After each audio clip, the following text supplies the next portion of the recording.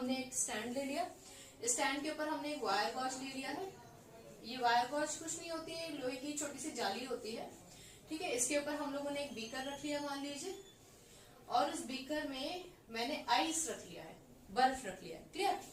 और एक थर्मोमीटर यहाँ पे मैंने अरेंज कर दिया है, ठीक है। डायग्राम पे मत जाइएगा, टेढ़ा होगा, पर आप सिर्फ समझिए कि ये थर्मोमीटर है।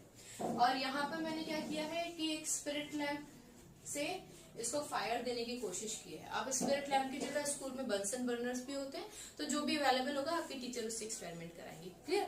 तो हमने एक स्टैंड लिया है, उसके ऊपर एक वायर गॉज रखा है, उसके ऊपर हमने एक फ्लास्क रख दिया है, उसमें आइस रख रखी है, और एक थर्मोमीटर हमने क्लैंप की मदद से होल्ड कर रखा है, ठीक है ना। क्लैंप होता है एक स्टैंड जैसा, उससे उसमें क्लिप लगा होता है, उससे हम थर्मोमीटर को होल्ड कर देंगे। अब क्या होता है, जब मैं इस आइस को मेल्ट करना शुरू करूंगी ना, तो बेटा आइस का जो मेल्टिंग पॉइंट होता है ना, वो होता है 273.16 केल्विन। पर अपनी सुविधा के लिए हम लिखते हैं 273 केल्विन। तो आप ये मान के चलो आइस का जो मेल्टिंग पॉइंट होता है वो 273 केल्विन होता है, और 273 kelvin is equals to 0 degree सी।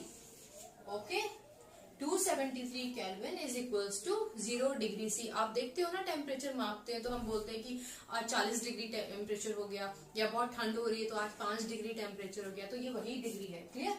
273 का मतलब 0 डिग्री सी। इसके बारे में हम और लेक्चर में आगे बात करेंगे जब हम कैलकुलेशन और कन्वर्जन करेंगे टेम्परेचर में। फिलहाल हम यहाँ फोकस रखते हैं। तो हम लोगों ने यहाँ पे आइस ले लिया है, और हमने यहाँ थर्मोमीटर लगा दिया, इधर से हमने फायर देना शुरू कर दिया है, ठीक है, आग देनी शुरू कर दी है। अब जैसे ही हीट इस आइस पर पहुंचेगी तो डेफिनेट कि आइस मेल्ट करना शुरू करेगा। जैसे आइस मेल्ट करना शुरू करेगा, थर्मोमीटर की जो रीडिंग है वो जाने लग जाएगी ऊपर। लेकिन एक पर्टिकुलर पॉइंट पर वो जो रीडिंग है ना वो फिक्स्ड हो जाएगी। I hope this is clear.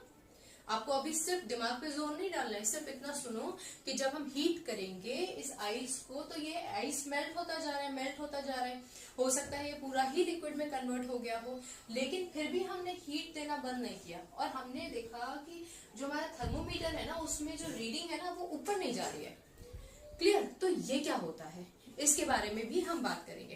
पहले हम यहाँ पे बात करते हैं कि आइस जब लिक्विड में कन्वर्ट हो गई है तो इसका मतलब वो मेल्ट हो गई है, और मेल्ट हो गई है तो इसका मतलब वो हो गया उसका मेल्टिंग पॉइंट।